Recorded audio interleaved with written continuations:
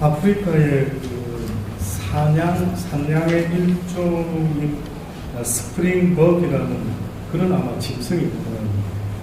근데 이 짐승이요, 초원에서 한가롭게 풀을 뜯어먹고 있다가 한 놈이 갑자기 질주를 하면은 왜 질주하는지는 모르지만은 그 물이 전부 다가요, 신기하게 질주합니다.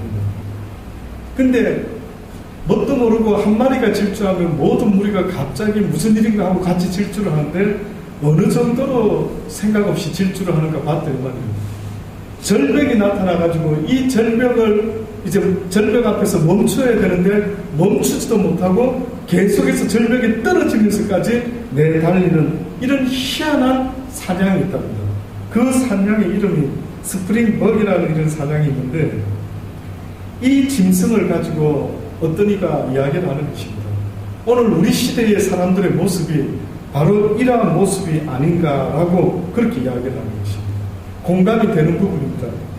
어떤 면에서는 어떤 한 사람이 무엇인가를 이렇게 이슈되는 어떤 것들을 나타내면 많은 사람이 거기에 영향을 받고 움직이고 있는 이러한 모습이 꼭 현대인의 우리 모습과 같지 않는가. 얼마 전에도 프랑스에서 일어난 그런 어떤 사건들을 볼 때도 그죠. 어떻게 보면은 한두 사람의 어떤 일들을 통해서 수많은 사람들이 들고 일어나는 이런 일들이 오늘 우리가 살아가는 이 시대에도 분명히 많이 일어나고 있는 것 같습니다. 이 이야기를 통해서 전하기를 원하는 그 어떤 이야기가 있었는데 보니까 그게 바로 나는 무엇 때문에 사는가.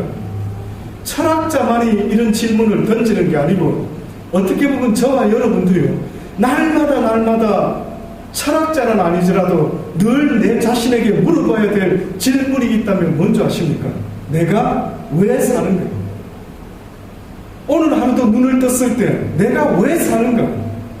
내가 오늘도 어떤 목적을 가지고 지금 이 하루를 또 시작하는가는 이 질문이요, 오늘 우리 사회에 있어져야 된다는 것을 많은 사람들이 공감하지 못하고 또 어떤 이들이 이것을 공감을 하기를 간절히 원하는 마음으로 계속해서 말을 전하고 있는 것입니다.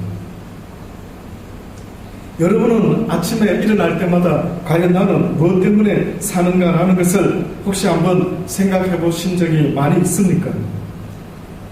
저는 오늘 이 시간에요, 지난 시간에 이어서 말씀드리기를 원하는 것은 성령을 받은 주의 제자들이에요. 성령을 받은 주의 제자들이 말씀을 증거하는데 그 제자들을 통해서 복음을 들었던 그 당시 때 많은 사람들이 무슨 생각을 하기 시작했느냐면은, 와, 그러면 우리가 어찌할꼬? 그러면 우리가 어떤 삶의 목적을 가지고 살아가야만 될까라는 것 때문에 막 그들이 사도들에게 와서 물어보기 시작합니다. 또다시 말하면은 우리를 지은 하나님께서 우리의 죄 때문에 친히 이 땅에 오셔서 십자가에 달려 죽어주셨다라는 그 이야기를 듣고, 우리를 지으신 하나님이요, 우리를 죄 가운데 두기를 원치 아니하시고 회개하기를 원한다라고 했을 때 그들이 그러면 회개하는 삶이 어떤 삶인가? 다시 말하면 나는 이제 어떤 모습으로 이 세상을 살아가야 되는가 하는 것을 묻기를 시작했던 것입니다. 근데 뜻밖의 성령을 통하여 복음을 능력으로 전했던 그들의 입에서 나오는 복음의 말씀을 듣고요, 사람들이 무엇을 시작했느냐 하면은 회개를 시작했다라고 이야기를 하는 것입니다. 언젠가도 말씀드렸습니다만 인간이 무엇을 회개해야 될까라고 할 때에 여러 가지 이야기를 들을 수 있는데 저는 한마디로 사랑 없는 삶을 회개해야 됩니다.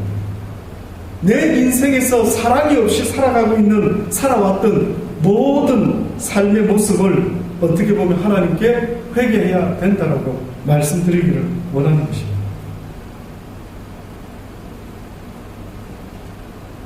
회개하라. 너희가 하나님을 사랑하는 그 사랑 없이 살아왔던 모든 인생을 회개하라라고 그렇게 성경이 지난 시간에 말씀을 했습니다.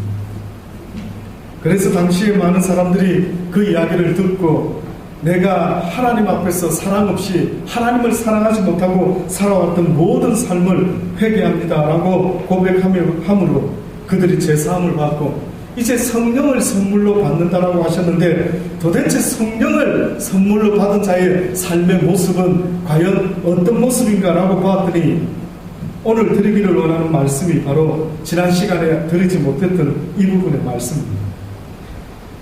회개하고 성령을 선물로 받은 사람들의 삶의 모습을 보니까요, 저희가 사도의 가르침을 받아 서로 교제하며 떡을 떼며 기도하기를 전혀 힘썼다라고 그렇게 이야기를 하고 있습니다. 사도의 가르침을 받아 서로 어떻게 한다고요? 교제를 한다라고 그렇게 이야기를 하고 있습니다. 도대체 기독교에서 말하는 교제는 무슨 의미일까요? 세상에도 많은 라이온스 클럽이니 어떤 클럽이 있어서 서로 교제하지 않습니까? 교제를 하는데 성경의 초대교회에 하나님의 성령으로 복음을 전했던 그 제자들의 말씀을 듣고 깨달은 자들이 주님 앞에 나와 회개함으로 이제는 그전에 하지 못했던 그 삶을 이제는 살아가기를 원합니다라고 시작하는데, 그 첫 번째가 보니까요, 교제의 삶을 시작한다. 무슨 교제의 삶일까요? 그전에는 도대체 어떤 교제를 하며 살았을까요? 오늘 이 시대에도 어떻게 보면 많은 사람들이요, 그리스도 안에서의 교제의 삶이 뭔지 모르고 사람을 만나는 것도 때로는 비즈니스 때문에, 또 사람을 만나는 것이 때로는 나의 외로움 때문에, 또 나의 심심함 때문에, 혹은 나의 취미생활 때문에 그렇게 교회 안에서도 사람을 만나며 교제 나누고 있지는 않습니까? 그런데 그리스도 안에서의 교제, 교회 안에서의 교제는요, 어떠한 세상의 목적을 두고 교제하는 것이 아니라 뜻밖에도 사랑의 교제를 나누어라. 사랑 없는 삶은 아무런 의미가 없다라고 계속해서 말씀하고 있는 겁니다. 하나님은 사랑이시랍니다.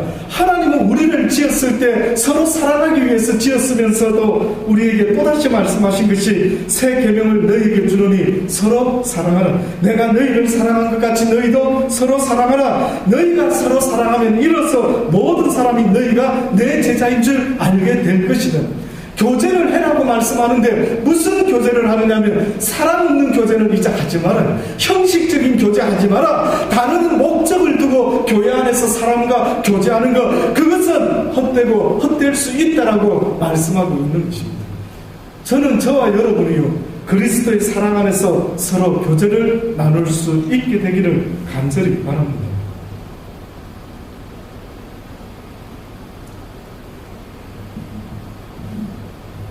요한복음 15장에 보면 주님께서 우리에게 이 사랑에 대한 삶이 얼마나 중요한지를 누누이 말씀을 하고 있습니다. 오늘 하루를 눈을 뜨고 하루를 사는데 이 하나님의 사랑을 알지 못하고 살아가는 삶은 아무런 의미가 없다라고 말씀하고 있는 것입니다. 오늘 하루 눈을 떴는데 나의 사랑하는 남편과 아내와 아이들을 사랑하는 그 마음을 잃어버리고 산다라고 하는 것은, 그거는 가족의 의미가 아니라고 말씀합니다.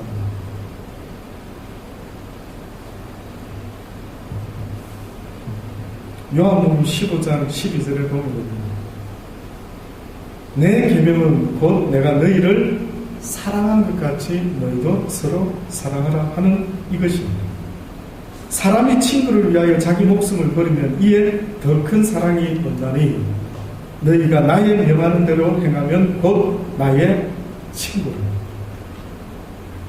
이제부터 너희를 종이라 하지 아니하리라. 종은 주인이 하는 것을 알지 못함이라. 너희를 친구라 하였느니 내가 내 아버지께 들은 것을 다 너희에게 알게 하였습니다.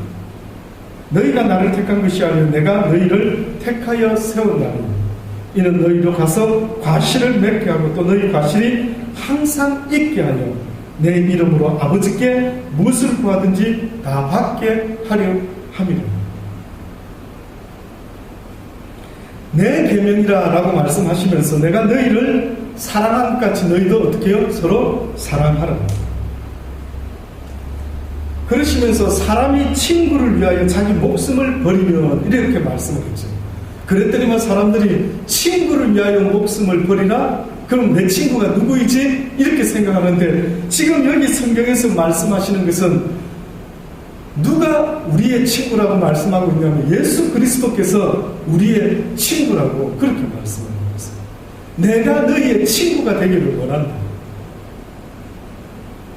친구를 위하여 자기 목숨을 버립니다. 결국은 누군가가 우리의 친구가 되어주셨는데 그분이 바로 예수 그리스도라고 말씀하시고요. 바로 예수 그리스도 그분이 우리를 위하여 목숨을 버려주셨다라고 말씀하시면서 사람이 친구를 위하여 자기 목숨을 버리면 이에서 더 큰 사랑이 없다는 것. 또다시 말하면 너희의 인생 가운데 사랑이라고 하는 것은 결국 무엇으로 증명될 수 있느냐면 나의 생명을 내어놓는 그 순간에 그 사람은 저것을 정말 사랑했구나.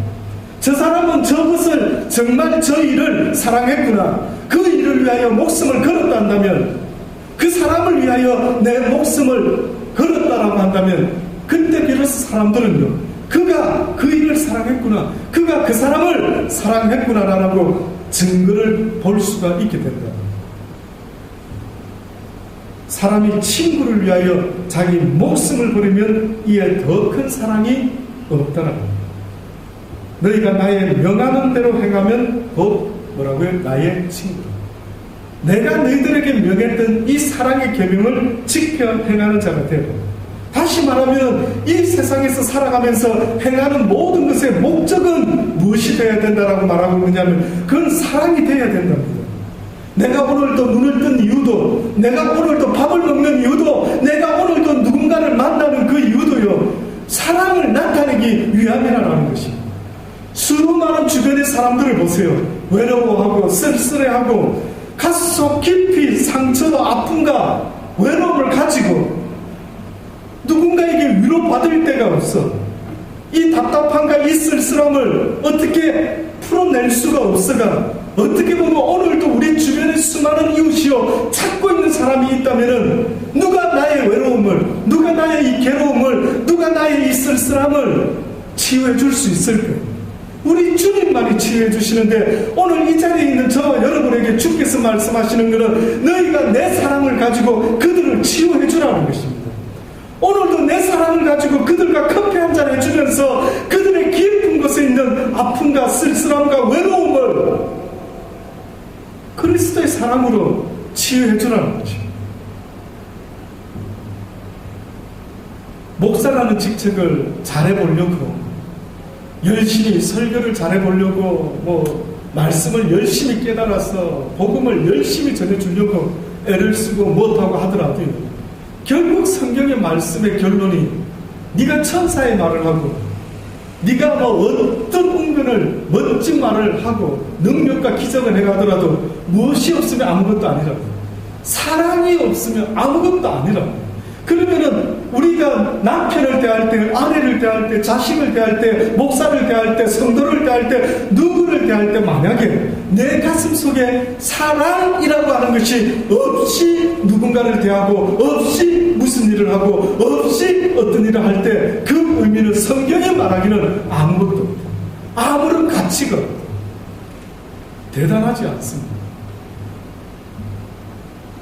저는 어느 종교가 자기의 신을 모욕했다라고 사람을 총으로 잡아 죽이는 그런 어떤 모습을 볼 때마다 과연 그 신은 어떤 신인가?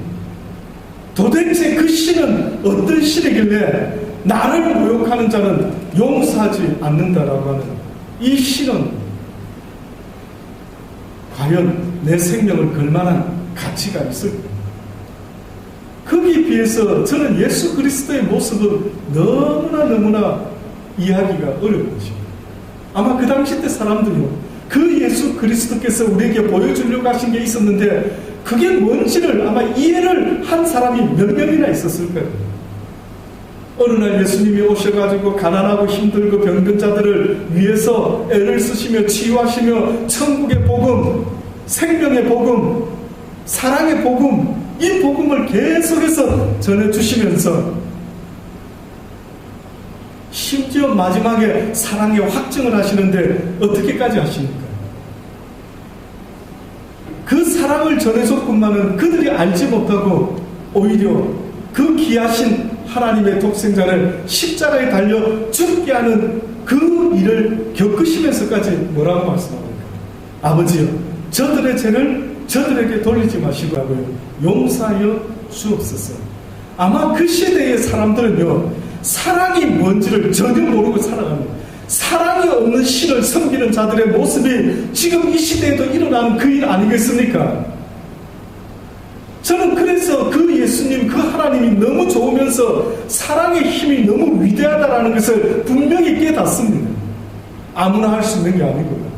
어떻게 자기를 죽이고 모욕하는 자를, 그래서 우리는 서로 모욕해서는 안 됩니다 라고 말하지만, 성경이 우리에게 말하는 것은 서로 모욕해서 안 되지만 혹시나 모욕하는 일이 있어 욱하는 마음으로 어떤 일을 한다 할지라도 그를 이해해라, 그를 용서해라는 겁니다. 그를 긍휼히 여겨 주라고 말하는 그 하나님의 말씀이 너무 위대하지 않나요? 저는 오늘도 그 사랑을 전하기 원합니다. 듣는 사람은 이 자리에 많이 없지만은요, 이 캠코더를 통해서, 이 레코딩을 통해서 누군가가 한 사람이라도 이 진리를 듣고 깨달아서, 그렇구나, 내가 크리스찬이 된다라는 그 의미는 교회를 열심히 다니는 것도, 큰 교회를 다니고 작은 교회를 다니는 그 선택에 있는 것이 아니라, 오늘도 내 삶 가운데 무슨 일을 행하든지 하나님이 나에게 무화과나무를 줬다면, 하나님이 나에게 어떠한 이해할 수 없는 일을 줬다 할지라도 그 일을 위하여 사랑의 마음을 가지고 하나님을 사랑하는 그 마음으로, 누구 때문이 아니고,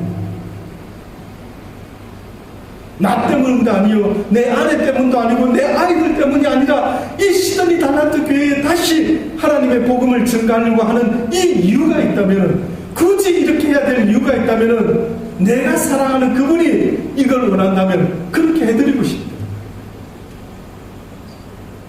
내 사랑하는 남편이 이걸 하기를 그렇게 원한다면 해주고 싶다, 기꺼이. 내 아내가 이렇게 원한다니 나는 그렇게 안 하고 싶지만, 내 사랑하는 아내가, 내 사랑하는 아이가, 내 사랑하는 사랑이가, 내 사랑하는 자녀들이 이걸 굳이 원한다면 어떻게 해요?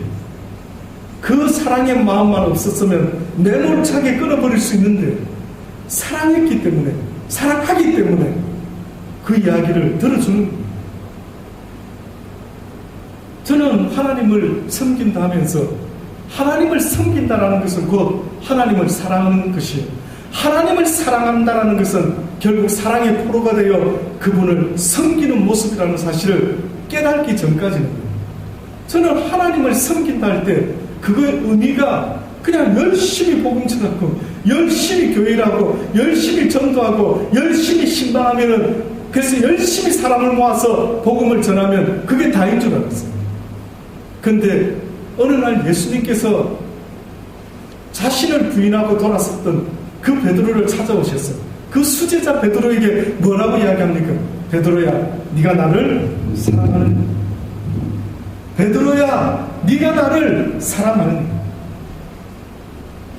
결국은 하나님을 사랑하는 그 마음 없이 행하는 모든 것들은요, 결국은 하나님과 아무런 상관이 없더라. 그래서 또 한 가지를 깨달았습니다. 결국은 하나님이 이 땅에서 우리에게 인생 60, 70, 80을 통해서 가르쳐주고 싶으신 게 있다면 그것은 바로 사랑입니다. 너희가 회개하라는 그 말씀도, 너희가 거듭나라는 그 말씀도, 결국은 너희에게 열매가 있느냐라고 물어보시는 그 말씀들은 너희에게 사랑이 있느냐, 너희에게 사랑이 있느냐. 사랑 없는 삶을 회개하라는 것이고, 사랑 없는 삶이 변화되어서 이제는 사랑 있는 삶의 모습으로 바뀌어 전하는 것이고, 그전에는 시기와 질투와 제약과 욕심과 욕망의 열매를 맺으며 그 결과를 늘 먹으며 살아왔던 삶이 이제는 바뀌어 전하는 겁니다. 그래서 이제는 사랑의 열매를 맺어라는 것입니다. 내 주변에 외로워하는 사람에게 따뜻함을 전해주고, 그들도 사랑이 뭔지를 이제는 나를 통해서 내 속에 계신 하나님의 그 성령을 통하여 그들에게 사랑이 뭔지를 알려주라고.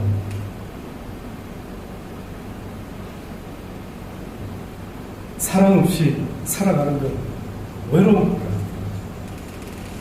제가 한 번씩 한국에서 또 호주에서 또 골드코스트에서 시드니에서 이렇게 사람을 만났다 떠났다 하는 가운데 내 마음에 어떤 사랑이 있어야 될까? 이건 내 지금 누구 때문에 이렇게 살아가고 있을까 할 때 바로 나를 지으신 그 전능자에 대한 그 사랑이 없이 과연 내가 이렇게 살아갈 수가 있습니까?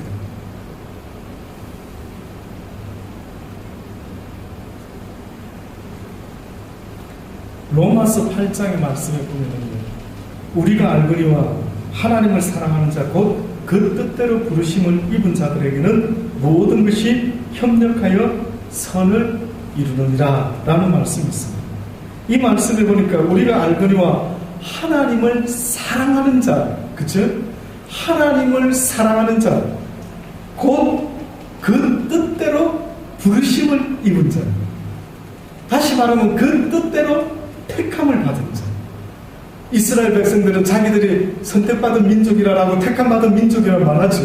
근데 지금 여기 로마서를 통해 바울이 말하는 것은 우리가 알거니와 하나님을 사랑하는 자는, 다시 말하면 하나님께 택함을 받은 자의 증거는 유대인이 되어야 되는 것이 증거가 아니라 뜻밖에도 하나님을 사랑하는 그것이 곧 하나님께 택함받은 자의 증거가 된다라고 그렇게 바울은 이야기했던 것입니다. 그래서 하나님께 택함받은, 내가 하나님께 택함받은 자일까 아닐까 어떻게 아느냐고요? 그것은 바로 내가 하나님을 사랑하는지 아니하는지를 봅니다. 하나님을 사랑한다라는 의미가 뭡니까? 그 사랑에 내 목숨까지 걸 수 있어야 됩니다. 그 계명을 지키는 일에 내 목숨까지 걸 수 있는 이것을 가리켜서 우리는 저 사람이 하나님을 사랑하는구나. 내 목숨 거는 일이 돈 버는 일입니까? 내 목숨 거는 일이 뭐냐 이거든. 지금도 여러분이 철학자가 아니라 할지라도 날마다 자기 자신에게 물어봐야 되는 것은 여보야 네가 오늘도 살아가는 이유가 뭐냐? 네가 오늘도 네 목숨 걸고 힘써서 애쓰는 그 일이 뭐냐? 물어봐야 된다. 물어봐야 된다. 그게 바로 하나님의 사랑이어야 합니다. 이것이 바로 내가 하나님께 택함받은 증거다.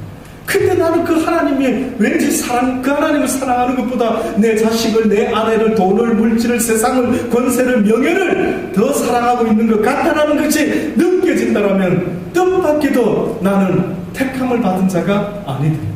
나는 하나님의 뜻대로 부르심을 입은 자가 아니다.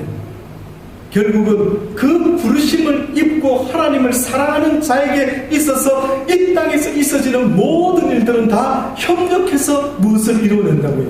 사랑을, 선을 이루어낸다.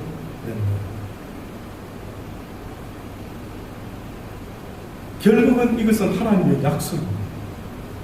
나를 사랑하는 자에 대해서 나는 그의 눈물도, 그의 고난도, 그의 어려움도, 그의 힘듦도 어떻게 한다고요? 언젠가 네가 뒤돌아봤을 때 이것이 나에게 유익이 될 줄이야. 이것이 나에게 유익이 될 줄이야. 부모가 자식을 키우다가 때로는 자식은 이해하지 못하지만 부모 눈에 봤을 때 잘못하는 게 있으면 때리기도 하지 않습니까? 그때 그 자녀가 매를 맞고 처음에는 기분 나빠하고 속상해하고 힘들지만 내가 저 짓은 해서는 안 되는구나, 엄마 아빠가 싫어하는구나. 그래서 어느 날 세월이 흘러서 그 짓을 안 했더니만 결국은 그 짓을 계속 했더랬으면 큰일 날 뻔했대. 어떤 감옥에 어떤 젊은이가 감옥에 들어가서 도둑놈으로 감옥에 들어간 일이 생겼습니다. 근데 그는 아버지 없이 어머니 손에 자랐는데 그 어머니가 그 아들을, 감옥에 있는 도둑질하다 잡힌 아들을 면회를 왔다. 면회를 와서 그 엄마가 그 아들에게 아주 애정어린 눈으로, 안타까운 눈으로 이렇게 보고 막 눈물을 글썽입니다. 근데 뜻밖의 그 아들이요, 그 엄마에게 가까이 오라는 손짓을 해요. 가까이 갔더니만 그 아들이 그 엄마의 귀에다 대고 뭔가 속삭이는 듯 한 것 같았는데 갑자기 귀를 확 물어요. 이 엄마가 깜짝 놀랐지. 도대체 이 아들이 왜 내 길을 물었나? 이 아들이 감옥에서 왜 내가 이 도둑놈이 됐나 하고 아마 곰곰이 한번 생각을 해봤던 거예요. 근데 어렸을 때에 이 아들이 어쩌다가 나무 집에 바늘이라도 들고 오면은요, 그 엄마가 그래 좋아했다. 이 아들이 어디 가서 뭘 주워오면은 또 막 주워왔는지 훔쳐왔는지 뭐든 들고 오면은 이 엄마가 그래 좋아했다. 이 자식을 나무라고 너 이거 어디서 났어? 훔쳤어? 안 돼! 갖다 줘! 해서 데려가서 그 아들을 따끔하게 혼을 내면서 우리 아들이 이걸 훔쳐온 것 같습니다. 죄송합니다. 변상하겠습니다. 이렇게 그 자식을 키우지 아니하고 뭐든 들고 오면은 이 애미는 아마 좋아가지고 이거 어디서 났어? 우리 아들 기특하다. 이렇게 아마 키웠던 모양이죠. 이 아들이 어느 날 바늘 도둑이 소도둑이 됐던 모양이에요. 그때 이 아들이 이 엄마에게 면회온 이 엄마에게 아마 그 생각을 하면서 길을 꽉 물었던 것입니다. 그러면서 왜 나를 그때 막지 않았느냐? 당신이 나의 엄마가 맞는가?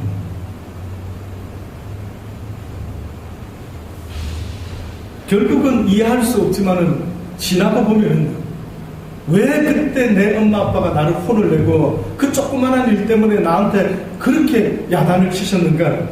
결국 이 이야기가 바로 바울이 말했던 우리가 알거니와 하나님을 사랑하는 자고 그 뜻대로 부르심을 입은 자들에게는 모든 일들이 다 어떻게 된다고? 협력해서 선을 이룬다. 나는 싫어했던 일, 나는 좋아했던 일, 나는 싫어했던 일, 원치 않는 병, 원치 않는 고난, 원치 않는 실패, 원치 않는 억울함, 원치 않는 모함, 원치 않는 핍박, 이 모든 것들이 다 나중에는 하나님 앞에서 선한 이유를 가지게 된다라고 말씀하고 있는 것입니다.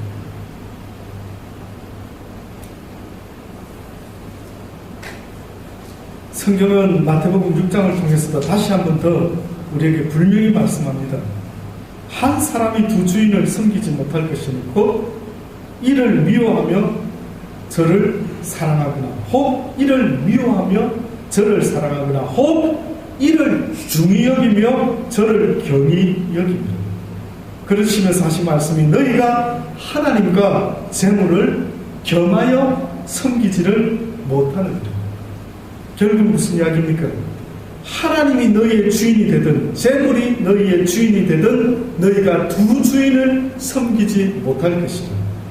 네가 만약에 혹 이를 미워하며 저를 사랑하거나 또다시 말해볼까요? 네가 어떤 것을 사랑한다라고 할 때 다 사랑한다라는 말은 아니다. 사랑은 하나밖에 없다. 다시 말하면 네 목숨과 마음과 힘과 뜻을 다해서 사랑해야 될 것은 하나밖에 없다. 그런데 네가 하나님을 사랑한다라고 하면서 또한 재물을 사랑한다라고 하면은 그것은 거짓말이다. 네가 만약에 지금 재물을 사랑하고 있느냐? 그러면 너는 하나님을 미워하고 있는 것이다. 나 안 미워하는데요. 나 하나님 미워하는 거 아닌데요. 얼마든지 그럴 수 있겠죠. 근데 지금 마태복음 6장에 우리가 늘 들어왔던 이야기인데 구약 성경에는 우상 숭배를 이야기하고 하나님처럼 섬기지 말아라 하는데 신약에 와서는 그런 우상 이야기가 없는데 예수님이 친히 이 시대에 어떻게 보면 우상은 만몬신인 이 재물이다. 재물을 위해서는 목숨도 바친대. 우리 육신의 아들, 저의 육신의 아들도 우리 민재도 이제 태입에서 이번 학기부터 이제 2월달 아마 시작되는 거예요. 리얼 이스테이트 복덕방 공부를 합니다. 그 복덕방을 지금 공부를 결정한 이민재 군의 마음에는 무슨 생각이 있는지 아십니까? 큰 만일을 벌지 않을까. 분명히 꼬셨죠, 제가. 나중에 다시 한번 스스로 내가 무슨 일이든 열심히 해야 되는구나 깨달은 날이 오겠지만 그러나 저 아이가 아빠 너 태일이라도 가야 되지 않겠어? 하고 싶은 게 없어요. 뭘 해야 될지 모르겠어요. 그럴 때 제가 이야기를 했습니다. 너는 집에서 말을 참 잘하지 않느냐. 그러니 복덕방이라는 일은 집을 사고 파는 일을 준비하는 사람인데 이 세상에서 가장 인간이 살아가게 할 때 가장 큰 덩어리가 오고 가는 게 이게 바로 집 아니겠냐. 그러면은 혹시 네가 그렇게 많이를 좋아하면은 복덕방을 한번 해봐라. 이렇게 꼬셨습니다. 그래서 드디어 아빠의 게임을 받고 설득을 당해서 예 아빠 그럼 제가 복덕방을 하도록 하겠습니다. 예 저희 아들이 뭐 꼭 복덕방에서 돈을 많이 벌지 모르지만은 그러나 그가 점점점 내가 무엇을 가지고 이 세상을 살아 어떤 목적을 가지고 결국은 돈보다 중요한 이 하나님이 우리에게 알려주고자 하는 이 사랑이 없는 삶은 아무리 돈이 많아도 외롭고 쓸쓸하고 도대체 어디서 그 평안을 어디서 그 사랑의 마음을 얻을 수 있을지 모르는 이 시대의 수많은 사람 그래서 얼마나 많은 사람들이 증오를 키우고 분노를 키우고 주님을 사랑하는 게 아니면은 주님을 어떻게 하는 거라고요? 미워하는 것이야. 그래서 한 사람이 두 주인을 섬기지 못할 것이니 혹 이를 미워하며 저를 사랑하거나 혹 이를 중히 여기면 저것을 또한 경히 여깁니다.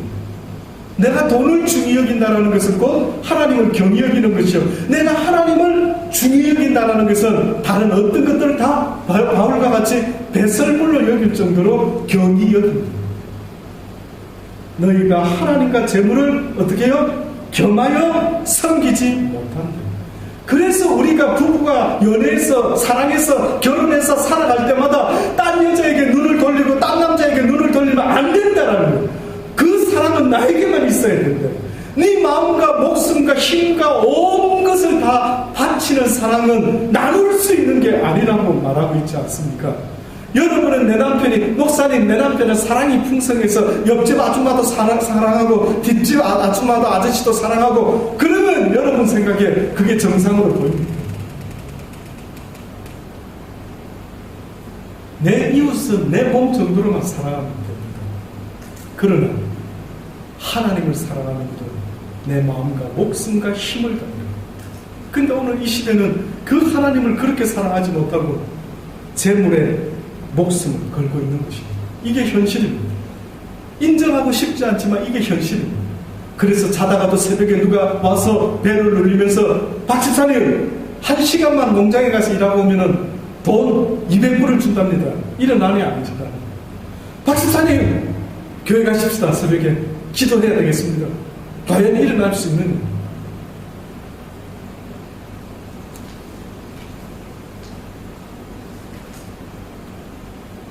좀 찡한 이야기입니다.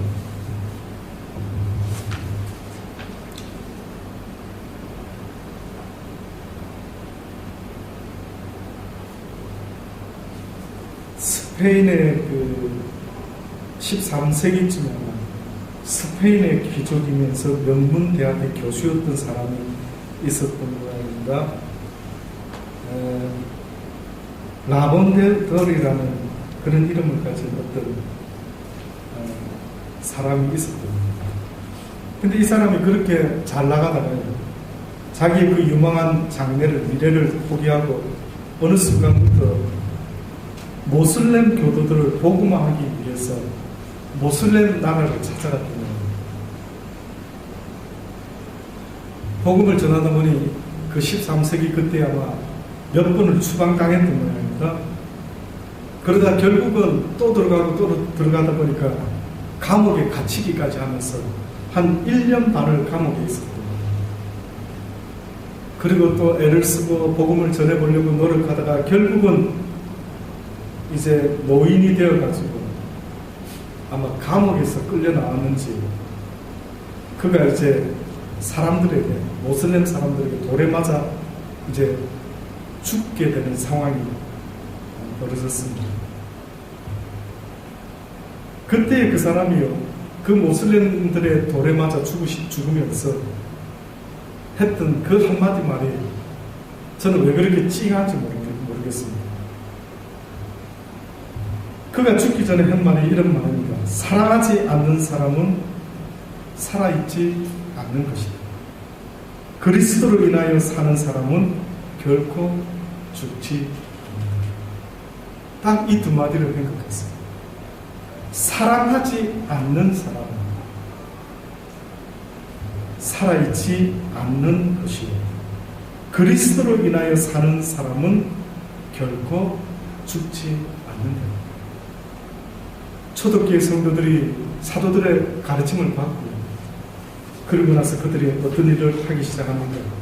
바로 이 사랑의 삶을 살기 시작했던 것입니다. 사랑 없이 살던 그들, 자기만을 위해서 챙기던 그들이 어떤 변화가 일어났습니다. 사람이 다 함께 있어 모든 물건을 서로 통용하고 또 재산과 소유를 팔아 각 사람의 필요를 따라 나눠주고 날마다 마음을 같이하여 성전에 모이기를 힘쓰고 집에서 떡을 떼며 기쁨과 순전한 마음으로 음식을 먹고 하나님을 찬미하며 온 백성에게 칭송을 받으며 주께서 구원받은 사람을 날마다 더하게 하십니다. 이들의 사랑의 삶을 보고 주변의 사람들이 칭송하면서 그들의 모임에 한 멤버가 되고 싶어서 모이기 시작했습니다. 놀랍지요. 예수 전하고 복음 전하면서 예수 믿으세요, 예수 믿으세요 하지 않았는데 사도들만 복음을 전했고 성도들은 그 복음의 가르침대로 서로가 어떤 일에 목적을 뒀냐면 서로 사랑하는 일. 사랑하는 일에 목적을 두고 모여서 사랑을 나누고 그저 애를 쓰고 했더니만 주변 사람들이 보니까 어머 왜 저렇게 살아가지? 어머 멋지다. 그 사랑의 파워가 수많은 사람에게 칭송으로까지 나갔고요. 결국은 많은 사람들이 모이기 시작했대요. 저는 우리 이곳에 시드니 달란트 교회가 다시 시작되는 이곳에 과연 하나님이 기뻐하는 교회가 얼마나 있는지 모르지만 사람이 많이 모이든 적게 모이든 바로 이 사랑으로 인해서 이곳에 모이는 사람의 수가 더하여가는 그런 멋진 하나님이 기뻐하는 하나님이 함께하는 너희가 서로 사랑할 때 너희가 나를 보지 못하지만 너희가 서로 사랑할 때 내가 그 가운데 함께 있을 것이라고 하신 그 말씀처럼 수많은 사람들에게 우리를 보면 하나님이 살아계신 걸 모르겠느냐, 우리가 사랑하며 사랑하는 이 삶을 보면 하나님이 살아있음을 너희가 보지 못하느냐. 요셉이 보디발 집에 가서 그렇게 성실함으로 정성껏 사랑의 마음으로 주를 섬기는 마음으로 그가 그곳에서 있었을 때 보디발이 요셉을 보면서 뭐랍니까? 너희의 하나님이 너와 함께하고 있는 것을 내가 보는 듯. 저는 그러한 우리가 되기를 바랍니다. 박가영 집사를 보니까, 우리 이재호 집사를 보니까, 저들의 삶을 보니까, 우리 아들의 삶을 보니까 하나님이 살아있음을 본다. 복음 이야기를 했어가 아니라 나 크리스찬인데요 라고 했어가 아니라 나 교회 다니는데요 라고 했어가 아니라 저들의 사랑의 눈빛을 보고 저들의 사랑의 행위를 봤을 때 하나님이 살아계신 하나님이 맞구나라고 믿어 의심치 않는 이 귀한 삶이 저와 여러분을 통해서 나타나기를 간절히 주의 이름으로 축원합니다. 기도하시겠습니다. 좋으신 아버지 하나님, 그렇습니다.